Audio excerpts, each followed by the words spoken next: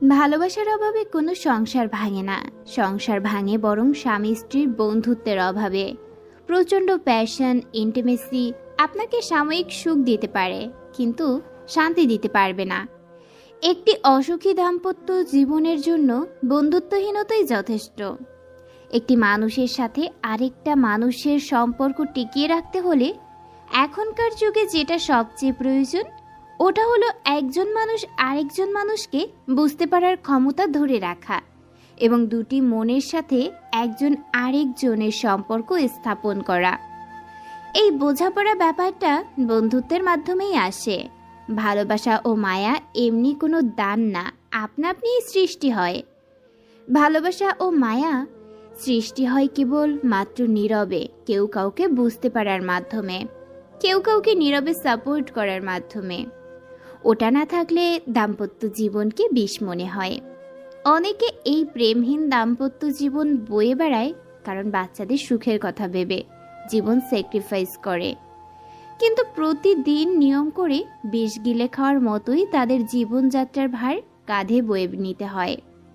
প্রতিদিন কথা কাটাকাটি, গোপন করার মানসিকতা জন্মায়। একটাই কারণ, তাদের মধ্যে বন্ধুত্ব থাকে না। একজন আরেকজনকে স্পেস দেয় না, স্যাক্রিফাইস করতে পারে না।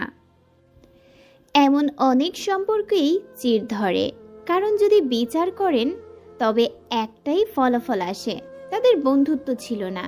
তাই ইংল্যান্ডের রানীর পুত্রবধূ প্রিন্সেস ডায়না তার মৃত্যুর আগে বলেছিল, আমাকে যার ভালোবাসার কথা সে ছাড়া পৃথিবীর সকলেই ভালোবেসেছে।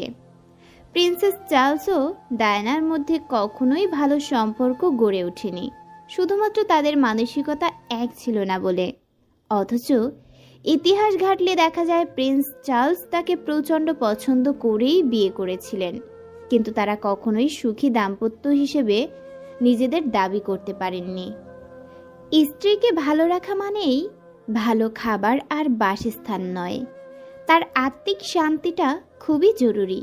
সবাই বিলাসিতায় সুখী হয় না। একজন স্বামী মানে যার হাত ধরে তার স্ত্রীর সব ছেড়ে আজীবন কাটিয়ে দিবে, যার ফলে তার সর্বগুণ থাকা প্রয়োজন। অথচ সমাজ স্ত্রীর পেছনে লেগে থাকে তাকে জাজ করতে। আপনি জানেন না আপনার স্ত্রীর ত্যাগের গল্প। আপনার চোখে সে সর্বসুখী। এরকম হলে সমস্যা আপনার চোখের, তার সাথে অন্তরের।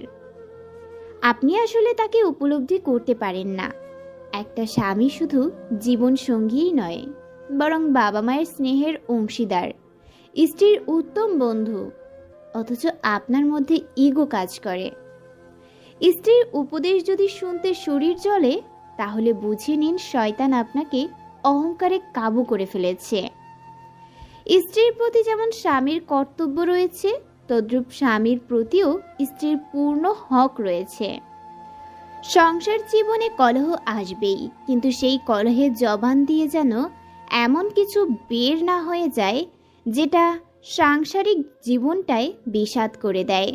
জীবন কেটে যাবে, কিন্তু জবানের কষ্টের ঘা কোনো মলমেই শুকাবে না। স্ত্রীর অনুভূতিগুলো তার হয়ে ভাবলে বুঝতেন তাকে। বিশ্বাস করুন, জগতের সব নারীই ভালোবাসা, আদর ও আহ্লাদের কাঙাল।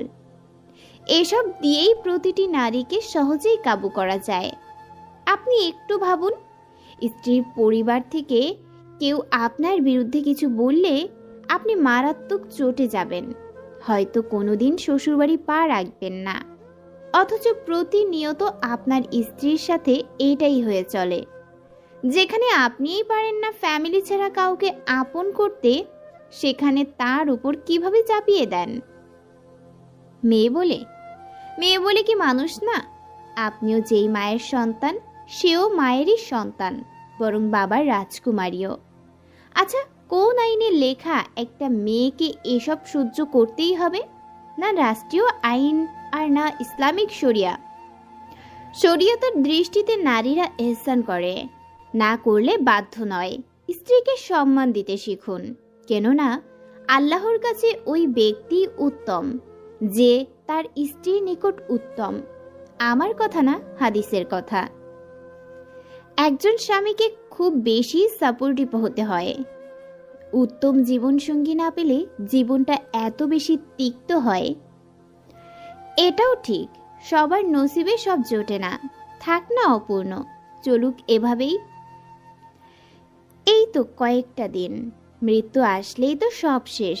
দুনিয়ার কষ্টের বিনিময়ে আমার আল্লাহর কাছে সুখ চেয়ে নেব পরকালে।